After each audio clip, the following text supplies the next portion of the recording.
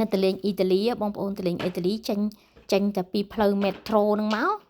យើងឃើញអា Colosseum ហ្នឹង Colosseum ហ្នឹងបើថាយើងចង់ទៅលេងនៅខាងក្នុងហ្នឹងយើងត្រូវទិញសបុតបងប្អូនហើយតម្លៃសបុតចូលទៅក្នុងហ្នឹងប្រហែលជាម្នាក់20 យូរ៉ូសម្រាប់មនុស្សចាស់ចំណែកកូនក្មេងគឺ free ហើយមុននឹងចូលទៅគេឆែកសបុតឲ្យគេត្រូវការ scan ខ្លួនយើង scan កាបូប scan កាតាបទូរស័ព្ទអីសពទាំងអស់បានគេឲ្យយើងចូលទៅពួកគេយាមកាមសម្បើមណាបងប្អូនអូយគេមិនមែនឲ្យយើងចេះទៅចូលទៅទេហើយយើងចូលទៅដល់ឃើញថាពិតជាប្លែកភ្នែកមែនធំនោះធំហើយអា Colosseum ហ្នឹងបងប្អូន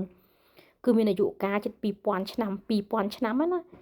គេកសាងតាំងពីឆ្នាំ700បងប្អូនឥឡូវមកដល់ឥឡូវវា2000ឆ្នាំហើយណាហើយអូយភ្ញៀវទេសចរចូលទៅនិយាយពីថាច្រើនមែនតើបងប្អូនអើយភ្ញៀវតាន់តាប់ប៉ុន្តែគេមានកំណត់ណាគេមិនមែនឲ្យយើងចេះចូលទៅទេបងប្អូនហើយមុននឹងចូលទៅយើងត្រូវទៅកក់សបុតហ្នឹងប្រហែលជាយើងថាយើងទិញម៉ោង2យើងទិញម៉ោង12អញ្ចឹងម៉ោង2បើយើងបានចូលយើងត្រូវចាំគេមានម៉ោងកំណត់ប្រគេឲ្យចូលមិនអាចចិត្តចូលទេព្រោះគេមានកំណត់ណាហើយធំមកបងប្អូនអើយហើយមើលទៅនិយាយពីកន្លែងហ្នឹងគឺជាកន្លែងដែលជាប្រវត្តិសាស្ត្ររបស់ប្រទេសអ៊ីតាលីហ្មងបងប្អូនហើយវាគឺជាកន្លែងដែលគេគោរពបូជាសម្រាប់មុនគេថាគេអាកន្លែងហ្នឹងកើតមុនគ្រឹះបងប្អូនកើតមុនគ្រឹះសាសនាណាហើយមើលទៅសនេះបងប្អូនអើយធំណាស់អោបគ្នា10នាក់អីមិនចង់ជុំទេធំហ៎ហើយប្លែកភ្នែកណាហើយនិយាយពីមកប្រឡោះនីមួយសិតតែគេយាមកាមមាន security គេនឹងយាមតាមគ្រប់ផ្នែកខ្លាចយើងប៉ះនេះប៉ះនោះហើយសិតតែព័ត៌មានគេបិទគ្រប់ជ្រុងជ្រោយទាំងអស់អំពីព័ត៌មាននៅពីអា Colosseum ហ្នឹងណាបងប្អូនហើយទៅដើរលេងនៅប្រទេសអ៊ីតាលីហ្នឹងទៅ Colosseum ហ្នឹងទីក្រុងរ៉ូម៉ាហ្នឹងបងប្អូនឡើងទៅវាឃើញចឹងទួចទេប៉ុន្តែដល់ពេលយើងចូលទៅយើងត្រូវឡើងទៅលើនឹងខ្ពស់ឡើងចំចដោ3 4ជាន់ចឹងទៅបានដល់លើហើយចុះទៅខាងក្រោមវិញវាដូចសេរីវាជុំវិញវារាងមូលវាឲ្យឡើងទៅលើហើយចុះក្រោមវិញឡើងលើហើយចុះក្រោមវិញអញ្ចឹងយើងឃើញអាកន្លែងនៅកន្លែងគេកន្លែងកដាលហ្នឹងសិតតែកន្លែងគេកំពុងតែជួសជុលផងកំពុងតែស្រាវជ្រាវអីផងហើយមនុស្សបងប្អូនអើយទេសចរ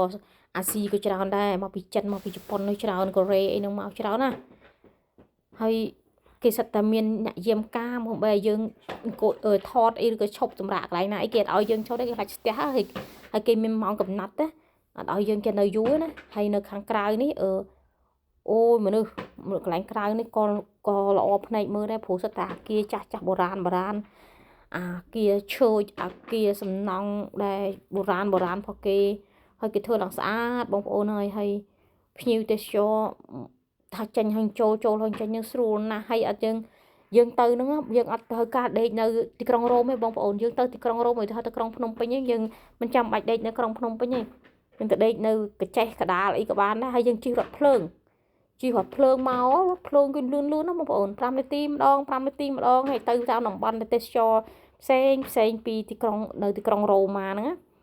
យើងជិះហើយយើងដេកនៅតកែវអញ្ចឹងទៅយើងជិះរថភ្លើងពីតកែវមកក្រុងភ្នំពេញហ្នឹងរួចហើយចេញពីក្រុងភ្នំពេញទៅទាំងនេះទាំងនោះចឹង